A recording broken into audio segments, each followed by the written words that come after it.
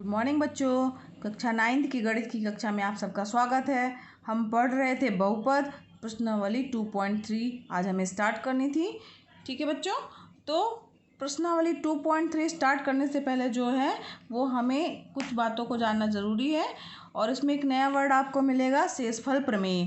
तो शेषफल प्रमेय जो है वो क्या है, इसके बारे में हम जानेंगे। तो पहले हम चलिए कुछ छोटी पुरानी बातों को याद कर लेते हैं। जैसे कि अगर हम किसी भी संख्या में भाग देते थे तो हम कैसे करते थे। जैसे मान लीजिए यहाँ पे कोई भी संख्या भाज्य है, ठीक है। अब भाज्य लिखा हुआ है तो भाज्य किया हमने, ठीक है। अब इसमें हम क्या करते थे, भाजक से भाग देते थे। जिससे भाग देते थे उसको क्या बोलते थे, भाजक बोलते थे, ठीक। और यहाँ पे क्या होता था, हमारा भागफल होता था।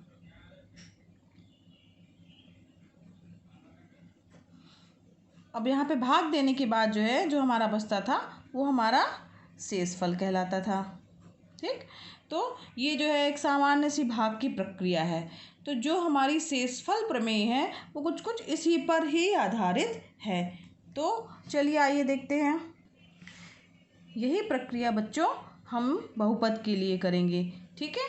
तो बहुपद के लिए करेंगे इसको हम। आइए एक एग्जाम्पल से समझते हैं। जैसे कि हमारा एक एग्जाम्पल दिया हुआ है, क्वेश्चन मान लीजिए दिया है px बराबर x³ + 1, ठीक। को x+1 से भाग देने पर शेषफल ज्ञात कीजिए, ठीक है। अब मान लीजिए ये क्वेश्चन हमारे पास दिया हुआ है, तो इसे अब हम कैसे करेंगे, आइए देखते हैं इसको सॉल्व करने का मेथड क्या होगा और हमारी शेषफल प्रमेय जो है वो क्या आएगी। तो सबसे पहले इसे जो है हम भाग की सहायता से हल करेंगे। हमारे पास क्या दिया हुआ है, x³ + 1, ठीक। किससे भाग देना हमें, x+1 से, ठीक है। अब भाग देने के लिए देखिए बच्चों, यहाँ पे पहला पद x³ है और यहाँ पर हमारे पास क्या है, x। तो यहाँ पे हम x² का गुणा करेंगे। x² का गुणा करेंगे तो x गुणे x² करेंगे तो हमारे पास x³ प्राप्त हो जाएगा। अब इसी तरीके से x² का गुणा 1 से भी होगा तो क्या प्राप्त होगा हमें बच्चों, हमें प्राप्त होगा x²। यहाँ पे ध्यान दो बच्चों, मैंने x² 1 के नीचे क्यों नहीं लिखा है, इसलिए नहीं लिखा है क्योंकि एक ही घातों वाले पद ही जुड़ेंगे और घटेंगे। अगर x³ का पद है तो वो x³ के पद के नीचे आएगा और वो जुड़ेगा और घटेगा। अगर x² का पद होगा तो x² के पद के पास आएगा और वह जुड़ेगा घटेगा। अगर x नहीं है यानी अचर पद है तो अचर पद जो है वो अचर पद के साथ जुड़ेंगे और कटेंगे, ठीक है बच्चों। इसलिए मैंने जो है x² अलग लिखा है। अब यहाँ पर घटाएंगे तो यहाँ का चिन्ह माइनस होगा, यहाँ का चिन्ह भी माइनस हो जाएगा। ये दोनों आपस में कैंसिल हो जाएंगे। बचा क्या हमारे पास, हमारे पास ये -x² बचा प्लस ये 1 जो बचा हुआ है शेष का, ये हम उसको उतार लेंगे ज्यों का त्यों, ठीक है बच्चों। तो यहाँ पर ये हमारा बच गया, ठीक है। अब यहाँ पे फिर हम देखेंगे, यहाँ x है, यहाँ पर -x² है, तो यहाँ पर हम क्या लिखें, तो यहाँ पे आ जाएगा -x का अगर हम गुणा कर देंगे तो x गुणे -x हो जाएगा। तो क्या आएगा, -x²। फिर -x का गुणा 1 से होगा तो क्या आएगा, -x, ठीक है। ये मैंने -x क्यों अलग लिखा है ये आप समझ ही गए होंगे, 1 के नीचे क्यों नहीं लिखा है। तो ये दोनों पद आपस में कैंसिल हो जाएंगे, ठीक। बचेगा क्या हमारे पास में, 1 और -x, ठीक है। 1 और यहाँ पे माइनस, चूँकि यहाँ पे इसका गुणा हुआ था तो -x², यहाँ माइनस था तो प्लस आ जाएगा, यहाँ माइनस है तो यहाँ पे प्लस आ जाएगा। ये दोनों आपस में प्लस माइनस कैंसिल हो गए। अब यहाँ पे क्या बचा, 1 + x, या इसको x+1 भी लिख सकते हैं। यहाँ x+1 है यहाँ, तो यहाँ पे 1 बार डिवाइड करेंगे तो क्या आ जाएगा, 1। ये अचर पद बाद में उतारना चाहिए था, कोई बात नहीं, चलिए ठीक है, इसको ऐसे भी लिख सकते हैं। 1 काट दिया, x+1, ठीक। तो यहाँ पे क्या हो गया, अब घटेगा तो यहाँ माइनस हो जाएगा और यहाँ पर भी माइनस हो जाएगा। ये आपस में कैंसिल हो जाएंगे, ये और ये आपस में कैंसिल हो जाएंगे। हमारे पास शेषफल क्या बचा, 0 बचा, ठीक है। तो ये हमारा क्या कहलाता है, जिससे हम भाग दे रहे हैं उसे क्या बोलते हैं, भाजक, ठीक। जिसमें भाग दे रहे हैं इसको क्या बोलते हैं, भाज्य। ठीक है, ये क्या हो गया हमारा भाज्य। ये जो हमारा आया वो क्या हुआ, भागफल। समझ में आ रहा ना बच्चों, ऐसे ही होता था ना, हम लोगों ने भाग करने की प्रक्रिया पढ़ी है। और ये जो लास्ट में प्राप्त होता है इसे क्या बोलते हैं, शेषफल बोलते हैं। ठीक, तो यहाँ पे क्या होता है, नियम के अनुसार भाज्य बराबर क्या होता है, भाज्य बराबर होता है भाजक गुणे भागफल धन शेषफल। ठीक, भाजक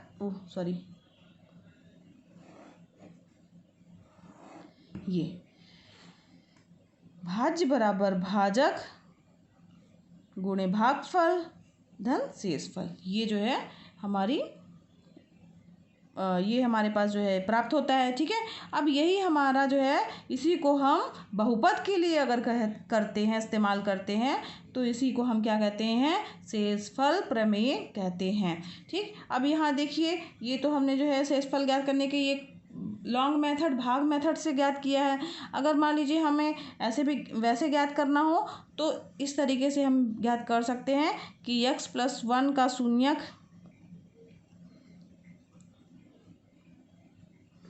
x+1, अब इसका शून्यक निकालेंगे क्या होगा, तो x+1 का शून्यक क्या होगा, तो x+1 का शून्यक जो भी होगा वो x+1 में उस x की जगह पे रखने पे जो मान इस बहुपद को शून्य कर देगा वही इसका शून्यक कहलाएगा। इसका मतलब क्या हुआ, x+1 बराबर 0 होगा, तब इसका शून्यक क्या प्राप्त होगा हमें, x बराबर -1। तो x बराबर -1 जो प्राप्त हो रहा है ये क्या हो जाएगा, x+1 का शून्यक हो जाएगा। अब हम देखते हैं x बराबर -1 जो है वो इस px बराबर x³ + 1 को संतुष्ट कर रहा है कि नहीं। अब ये x का मान जो है हम px बराबर x³ + 1 में रखते हैं, तो क्या प्राप्त होगा बच्चों हमें, -1 की घाते 3 + 1, -1 की घाते 3 को करेंगे 3 बार जो है मल्टीप्लाई, तो हमें प्राप्त होगा -1 + 1, -1 + 1 क्या प्राप्त हो जाएगा, 0 प्राप्त हो गया। देखिए अब हम इस शॉर्टकट मेथड से करेंगे तब भी हमें शेषफल कितना प्राप्त हो रहा है, 0 प्राप्त हो जा रहा है। ठीक है, तो ये हमारी प्रक्रिया जो है और ये जो प्रमेय है इसी को हम क्या कहते हैं, शेषफल प्रमेय कहते हैं। चलिए आइए देखते हैं इसको शब्दों में कैसे लिखेंगे। बच्चों अब हम शेषफल प्रमेय को इस तरीके से लिख सकते हैं, मान लीजिए px 1 से अधिक या 1 के बराबर घात वाला एक बहुपद है। ठीक है, और मान लीजिए a कोई वास्तविक संख्या है, यदि px को रैखिक बहुपद x - a से भाग दिया जाए तो शेषफल pa प्राप्त होता है या pa होता है। ठीक है, यह हमारी क्या कहलाती है, शेषफल प्रमेय कहलाती है। चलिए इसको और समझने के लिए हम प्रश्नावली की ओर बढ़ते हैं, प्रश्नावली के क्वेश्चन हल करते हैं। आइए देखते हैं प्रश्नावली 2.3। हाँ बच्चों, प्रश्नावली 2.3 का पहला क्वेश्चन दिया हुआ है, x³ + 3x² + 3x + 1 को निम्नलिखित में से भाग देने पर शेषफल ज्ञात कीजिए। ठीक है, अब हमें ये इसके पार्ट दिए हुए हैं, पहला, दूसरा, तीसरा, चौथा और पांचवा। तो हमें x+1 से इसको भाग देना है और हमें शेषफल ज्ञात करना है। तो इसको हम जो है कैसे करेंगे, आइए चलिए देखते हैं इसका पहला पार्ट। हाँ बच्चों, पहला दिया है x+1। ठीक है, तो सबसे पहले जो हमारे पास दिया हुआ है बहुपद उसे हम लिखेंगे, माना px बराबर x³ + 3x² + 3x + 1। ठीक है, अब इसके बाद भाग देना है किससे, x+1 से हमें भाग देना है। तो एक हम नॉर्मल भाग तरीके से भी भाग दे सकते हैं, लेकिन क्या कहते हैं इसके चूँकि हमारे चैप्टर में शेषफल प्रमेय है तो उसके द्वारा हम ज्ञात करेंगे। तो उसके द्वारा ज्ञात करने के लिए हम क्या करेंगे, जिससे हमें भाग देने के लिए लिखा हुआ है उसका शून्यक हम पहले ज्ञात करेंगे। ठीक है, तो x+1 का शून्यक क्या होगा, तो x+1 का शून्यक x प्लस वन का शून्यक। अब शून्यक निकालना हमें, तो इसका मतलब है कि x प्लस वन बराबर क्या होगा, 0। तो x का मान कितना आ जाएगा, -1। अब -1 जहाँ पर x दिया हुआ है वहाँ पर हम रखेंगे तो क्या प्राप्त होगा हमें, p -1 बराबर, यहाँ पर हम रख रहे हैं, ठीक है। तो -1 की घाते 3 प्लस 3 -1 का स्क्वायर प्लस 3 कोष्टक के अंदर -1 प्लस 1, -1 की घाते 3 मतलब -1 आ गया, और ये स्क्वायर होगा तो प्लस ही आ जाएगा, और प्लस 3 आ गया, इसका 3 से गुणा होगा, ठीक है बच्चों। अब यहाँ 3 का गुणा -1 से होगा तो क्या आएगा, -3, और ये +1 आ गया, ठीक। तो ये -1 ये सब कैंसिल हो जाएंगे आपस में, क्या आ गया, 0। तो शेषफल कितना प्राप्त हो गया हमें, शेषफल हमें ज्ञात करना था ना, तो जो मान रखने पर जो है प्राप्त हो रहा है वही उसका शेषफल होगा, इसलिए शेषफल जो हमारा क्या प्राप्त हो गया, 0 प्राप्त हो गया, ठीक है। समझ में आ रहा ना बच्चों। चलिए, ये हमारी जो है शेषफल प्रमेय के द्वारा हमने शेषफल ज्ञात किया है। अब हम आगे बढ़ते हैं, इसका क्वेश्चन, हाँ बच्चों, अब इसका जो है सेकेंड वाला पार्ट जो है वो आपका होमवर्क है, इसी तरीके से करना है, वो आप करिएगा। थर्ड जो दिया हुआ है, थर्ड में दिया हुआ x, इसी तरीके से जैसे हमने पहले इसके क्वेश्चन हल किया था। सबसे पहले क्या करेंगे, माना px बराबर x³ plus 3x² plus 3x plus 1, ये हमारा px का मान दिया हुआ। अब यहाँ पे हमारे पास क्या दिया हुआ है, x से हमें भाग देना है, तो यानी x का शून्यक। अब x का शून्यक क्या होगा, x का शून्यक जो है वो क्या होगा, तो x का शून्यक क्या हो जाएगा, 0, x बराबर 0, ठीक है। अब ये x बराबर 0, अब x का मान हमें 0 प्राप्त हो गया। अब यही मान जो है हम यहाँ पर रखेंगे, तो p0 बराबर क्या आएगा, 0 की घाते 3 प्लस 3 इंटू 0 का स्क्वायर प्लस 3 इंटू 0 प्लस 1, ठीक है बच्चों, समझ में आ रहा है ना। अब यहाँ पे ध्यान दीजिए, 0 का स्क्वायर यानी 0 प्लस यहाँ पे भी 0 प्लस 0 प्लस 1, यानी क्या प्राप्त हो गया हमारे पास, 1। अतः हमारा शेषफल क्या मिल गया, अतः शेषफल कितना होगा, शेषफल प्रमेय से शेषफल 1 होगा, ठीक है। ये हमारा तीसरा भाग हो गया। अब इसी तरीके से बच्चों इसका चौथा और पांचवा भाग भी है। अब हम इसका चौथा भाग पाई दिया हुआ है, इसे एक बार हम देख लेते हैं, इसको कैसे हल करेंगे। पांचवा जो है वो आपका होमवर्क होगा। तो चौथा वाला पार्ट भी चलिए हम एक बार देख लेते हैं, इसको कैसे हल करेंगे। चौथा दिया है x प्लस पाई, ठीक है, ये दिया हुआ है हमारे पास में कि अगर हम इससे भाग देते हैं तो शेषफल कितना प्राप्त होगा। इसके लिए भी करने का मेथड वही रहेगा, क्या रहेगा कि माना px बराबर x³ plus 3x² plus 3x plus 1, ठीक है। अब इसमें क्या लिखेंगे, x प्लस पाई, तो x प्लस पाई का शून्यक, अब इसका शून्यक क्या होगा, तो x प्लस पाई का शून्यक क्या हो जाएगा, x प्लस पाई बराबर 0 हो जाएगा, ठीक है। तो x बराबर क्या आ गया हमारा, x बराबर -पाई। अब जो हमारा ये बहुपद है इसमें x का मान क्या रखेंगे, -पाई रखेंगे। चलिए आइए करते हैं इसी तरीके से आगे हम।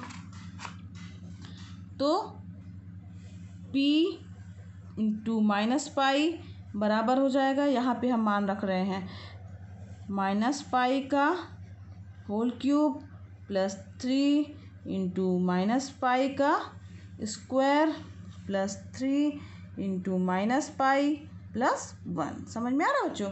इक्वल टू क्या हो गया, यहाँ पे जब इसका घाते 3 करेंगे तो -पाई क्यूब आ जाएगा, और यहाँ स्क्वायर माइनस माइनस प्लस हो जाएगा, प्लस जो है प्लस क्या आ जाएगा, प्लस 3 पाई स्क्वायर, यहाँ पे -3 पाई आ जाएगा, और यहाँ पे +1 आ जाएगा। अब यहाँ पर हम देख लेते हैं कोई पद जुड़ रहे हैं या घट रहे हैं, तो ऐसा कोई पद नहीं है जो आपस में जुड़ रहे हों या घट रहे हों। तो इसका मतलब हुआ कि ये पूरा जो है वो हमारा क्या होगा, शेषफल होगा, ठीक है। तो उसके लिए कुछ नहीं, बस यही लिख देंगे, अतः शेषफल -पाई की घाते 3 plus 3 pi square minus 3 pi plus 1 होगा, ठीक है। यही हमें शेषफल ज्ञात करना था, ठीक, समझ में आया ना बच्चों।